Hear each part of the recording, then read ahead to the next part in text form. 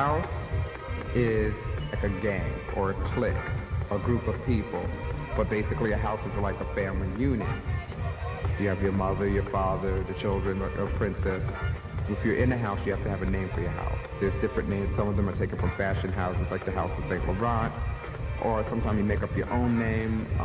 There's the House of Dupree, that's one of the longest running. The House of Adonis, LaBeija, Candaris. So many houses open and close, you can't keep track.